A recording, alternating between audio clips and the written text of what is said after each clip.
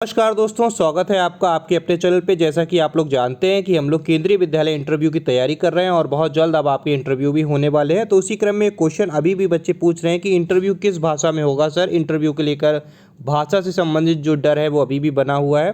तो सबसे पहले देख लीजिए इंटरव्यू में भाषा का प्रश्न आ क्यों रहा है ना, क्यों उनको ऐसा टीचर चाहिए। देखिए, केंद्रीय विद्यालय जो है ऑल इंडिया लेवल की जॉब है, ठीक है। तो यहाँ पर आपकी पोस्टिंग कहीं पर भी हो सकती है।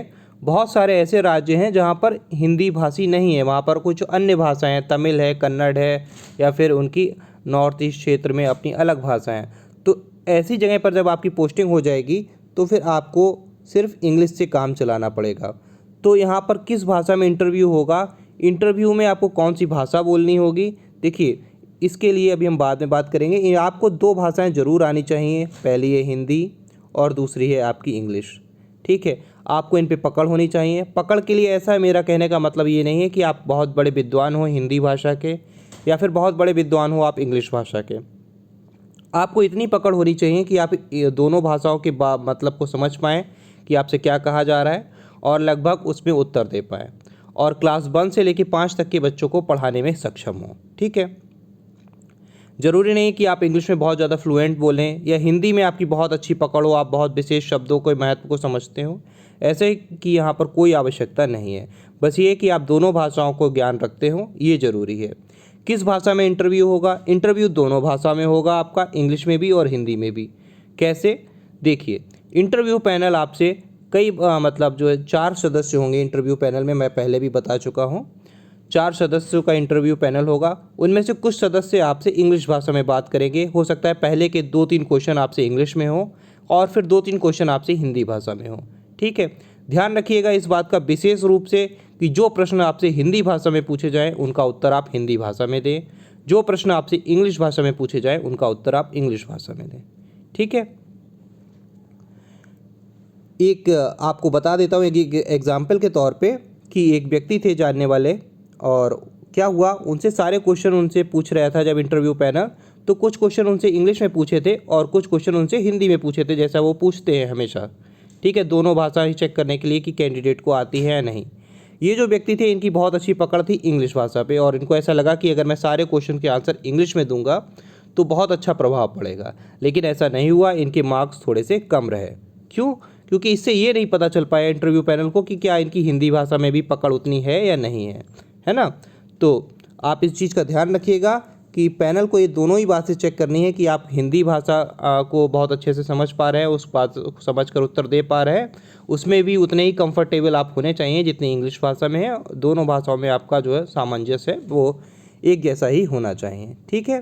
तो ये ध्यान रखेंगे, अगर आपसे प्रश्न इंग्लिश भाषा में पूछा जाए तो आप उसका उत्तर इंग्लिश में करें, और अगर हिंदी में पूछा जाए तो उसका उत्तर आप हिंदी में करें। ये बहुत इंपॉर्टेंट चीज़ है, ठीक है। दोनों भाषा पर पकड़ होनी चाहिए।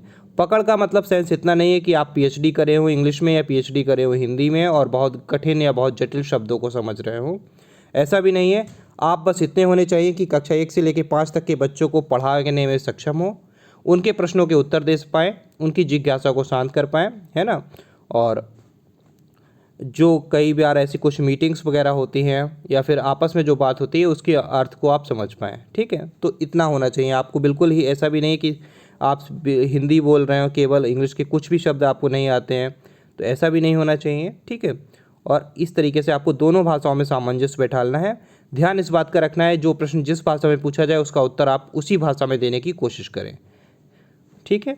कुछ क्वेश्चंस ऐसे हैं जो जनरली पूछे जाते हैं इंटरव्यू में, उनके लिए मैं दोबारा से आपके लिए वीडियो बना दूंगा कि उनके क्या क्या सटीक आंसर हो सकते हैं, सही, ठीक है। आगे चलते हैं। दूसरे नंबर पे एक प्रश्न है कि डेमो टीचिंग में भाषा को लेकर यह गलती नहीं करनी। ये बहुत इंपॉर्टेंट चीज़ है। देखिए, इस बार इंटरव्यू में आपके पर्सनल क्वेश्चन से जो आपका बायोडाटा है उससे ज़्यादा महत्व डेमो टीचिंग को दिया गया है, और ये बात अलग से नोटिफिकेशन में मेंशन भी की गई है। अब डेमो टीचिंग में भाषा को लेकर गलती क्या नहीं करनी, ये बात ध्यान रखिएगा।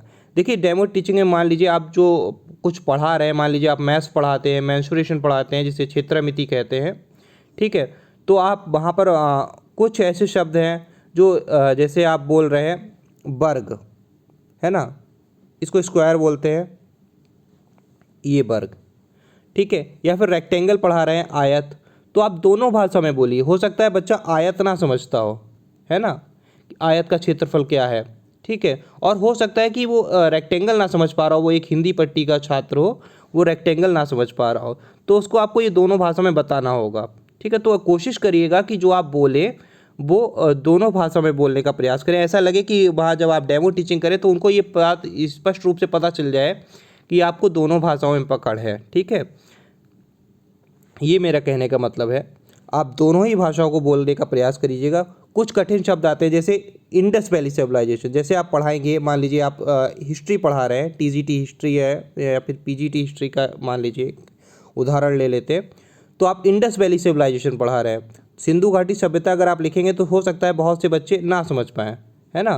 तो इसके लिए आप वहाँ पे सिंधु घाटी सभ्यता, इसको सिंधु घाटी सभ्यता हिंदी में कहते हैं और इसको इंडस वैली सिविलाइजेशन कहा जाता है। तो इस तरीके से आप जो शब्द आते हैं उनको दोनों भाषा में बोलने का प्रयास करिए। इससे क्या होगा, इससे टीचर ये समझ जाएगा कि आप मान लीजिए आपको इंग्लिश नहीं आती बहुत अच्छे से, तो आप वो समझ जाएगा कि हाँ ये टीचर पढ़ा लेगा, क्योंकि इसको जो टर्म्स हैं वो इंग्लिश के पता है, और वैसे ही ठीक हिंदी के साथ भी है। तो कोशिश करिए कि आप दोनों भाषाओं में बोल लें। कुछ टर्म्स हैं उनको दोनों भाषा में जान लें, जैसे ये क्या है, ये आपको इंग्लिश में तो मालूम है कि ये, हिंदी में तो मालूम है कि ये बर्ग है, लेकिन आपको इंग्लिश में नहीं मालूम इसको क्या कहते हैं, तो ये आपके लिए फिर हानिकारक होने वाला है ना। इसको क्या कहते हैं, ये ट्रायंगल है। अब ये आपको हिंदी में तो मालूम है ये त्रिभुज है, त्रिभुज का क्षेत्रफल क्या होता है, 1/2। और इस तरीके से जो है, तो अब आपको मैं ये कहना चाह रहा हूँ कि जो टर्मिनोलॉजी है वो दोनों भाषाओं की बिल्कुल क्लियर होनी चाहिए कि ये त्रिभुज है और इसको इंग्लिश में ट्रायंगल कहते हैं, और आप जब डेमो टीचिंग करें तो वहाँ पर ये दोनों चीज़ें मेंशन कर दें, है ना। ये चीज़ है। तो भाषा को लेकर कोई भी विवाद नहीं होना चाहिए कि आपको इस भाषा में थोड़ा सा कमज़ोर है, उस भाषा में थोड़ा सा कमज़ोर है। जो भी आप चीज़ें बोलें, जैसे पोएम्स है तो पोएम्स तो आप बिल्कुल हिंदी और इंग्लिश में बोलेंगे, जो हिंदी की पोएम है वो हिंदी में कराएंगे, इंग्लिश की पोएम है वो इंग्लिश में कराएंगे। मैथ्स में थोड़ा सा ये जो विवाद हो सकता है, तो इसके लिए आप जो है कुछ कुछ शब्द आपकी डेमो टीचिंग में, जैसे मान लीजिए आप हिंदी पट्टी के छात्र हैं, तो कुछ कुछ शब्द आप जो है अपनी डेमो टीचिंग में इंग्लिश के जोड़ लीजिए, जिससे बहुत अच्छा रहेगा, है ना। और कुछ शब्द ऐसे हैं जो आप जनरली क्लास में यूज़ करते हैं टीचर्स, तो आपको वो हिंदी में बोलते हैं तो उनको इंग्लिश में बोलने का प्रयास करिए, जैसे टेक योर सीट, अपनी सीट पे बैठ जाओ। तो इस तरीके से कुछ जो अक्सर आपको बोलने ही हैं वहाँ पर क्लास में, तो इन चीज़ों को आप लिख लीजिए, उनकी प्रैक्टिस करिए, ये ज़्यादा अच्छा रहेगा। और ऐसा ही सेम अगर आप इंग्लिश में ज़्यादा पकड़ है तो हिंदी के लिए भी आप ऐसा कर सकते हैं। ये चीज़ बहुत ज़रूरी है। उम्मीद करता हूँ कि मैं आपको समझा पाया हूँ कि दोनों ही भाषाओं का उतना ही महत्व है, इंग्लिश का भी और हिंदी का भी। कि कुछ लोग कह रहे थे कि सर क्या हिंदी का एक भी वर्ड नहीं बोलना है, तो ऐसा कुछ भी नहीं है। एक अच्छा आंसर, एक अच्छा जो है वार्तालाप वो होता है जिसमें सामने वाला जिस भाषा में हमसे पूछे हम उसे उस भाषा में उत्तर दें। मान लीजिए इंटरव्यू नहीं भी है ना, इंटरव्यू की बात ना भी करें, मान लीजिए कोई व्यक्ति आपसे मिलता है और वो आपसे पूछता है कि कोई पता पूछता है कि ये जगह कहाँ पर है, या ये काम कैसे होगा, या ये कैसे क्या होगा, और वो आपसे हिंदी में पूछ रहा है, तो आपको उसका अगर उत्तर इंग्लिश में दे रहे हो तो ये जाहिर सी बात है कि वो उसके लिए उतना प्रभावी नहीं होगा। और वैसे ही सेम अगर वो हिंदी इंग्लिश में पूछ रहा है और उसका उत्तर आप हिंदी में दे रहे हो, तो ये भी उसके लिए उतना प्रभावी नहीं होगा। तो मेन बात यहाँ पर ये ध्यान रखनी है कि जिस भाषा में आपसे प्रश्न पूछा जाए आप उसी भाषा में उसका उत्तर दें। कुछ क्वेश्चन आपसे हिंदी में पूछे जाएंगे, कुछ क्वेश्चन आपसे इंग्लिश में पूछे जाएंगे। शुरुआती तौर पर अगर देखा जाए तो मेरे ख्याल से ये होगा कि आपका जो बायोडाटा है, जैसे अपने बारे में बता देंगे या फिर कुछ इस तरीके से, जब इंटरव्यू की शुरुआत होगी तो वो आपसे ज़रूर इंग्लिश भाषा में कुछ 1-2 क्वेश्चन पूछेंगे, ये देखने के लिए कि आपकी कितनी पकड़ है, आप कितना मतलब हेजिटेट तो नहीं होते हैं, या फिर मतलब परेशान तो नहीं हो जाते हैं, एकदम सरेंडर तो नहीं कर देते जाते ही कि सर मुझे इंग्लिश बिल्कुल नहीं आती, इस तरह से, है ना। तो और फिर उसके बाद कुछ क्वेश्चन आपसे हिंदी भाषा में जनरली जैसे सामान्य तौर पर पूछे जाते हैं। जैसे मुझसे पूछा गया था कि उत्तर प्रदेश में आम कौन सा मशहूर है। इस तरीके से जो सामान्य वार्तालाप होता है आपकी जीएस या जीके को चेक करने के लिए वो क्वेश्चन, या फिर आपका धैर्य चेक करने के लिए, तो उस तरीके से आपका पेशेंस लेवल क्या है, तो वो हिंदी में भी होंगे। तो आपको पता नहीं चल पाएगा कि वो किस तरीके से आपका क्या क्या चीज़ें हैं, उनका इंटेंशन क्या है आपसे जानने का। तो दोनों ही भाषाओं में प्रश्न होंगे, दोनों ही भाषाओं में आपको उत्तर देना है, कोशिश करिएगा, ठीक है। और कुछ शब्द अगर आप बहुत ज़्यादा इंग्लिश नहीं बोल पाते तो कुछ टर्मिनोलॉजी, कुछ वर्ड हैं वो आप इंग्लिश की अपने भाषा में जोड़ लीजिए अपनी शब्दावली में, इससे आपकी भाषा प्रभावी रहेगी। डेमो टीचिंग को लेकर मैंने फिर आपको बता दे रहा हूँ कि कुछ कुछ शब्द आप इंग्लिश के और हिंदी के मिक्स करके ऐसे पढ़ाइएगा कि जो शब्द कठिन शब्द हैं वो बच्चे को समझ में आ जाएं, उनको ऐसा ना लगे कि ये पूरी पढ़ाई इंग्लिश में हो रही है, टोटल पढ़ाई इंग्लिश में हो रही है, ऐसा ना हो। ठीक है, टोटल इंग्लिश में पढ़ाई हो रही है ऐसा ना हो, और टोटल हिंदी में पढ़ाई हो रही है ऐसा भी ना हो। ठीक है, तो ये चीज़ आपको ध्यान रखनी है। हाँ, भाषा के क्षेत्र में ऐसा करा जा सकता है, जैसे मान लीजिए किसी भाषा को पढ़ाते हैं, जब हम इंग्लिश पढ़ाएंगे, जब हम हिंदी पढ़ाएंगे, या फिर हम उर्दू पढ़ाएंगे, या फिर हम संस्कृत पढ़ाएंगे। ठीक है, तो जब हम जिस भाषा को जब पढ़ा रहे होते हैं तब हम उसी भाषा में बात करते हैं। ठीक है, अगर मैं इंग्लिश पढ़ाऊंगा तो मैं इंग्लिश, टोटल इंग्लिश में बात करूंगा। अगर मैं हिंदी पढ़ाऊंगा तो मैं टोटल हिंदी में बात करूंगा।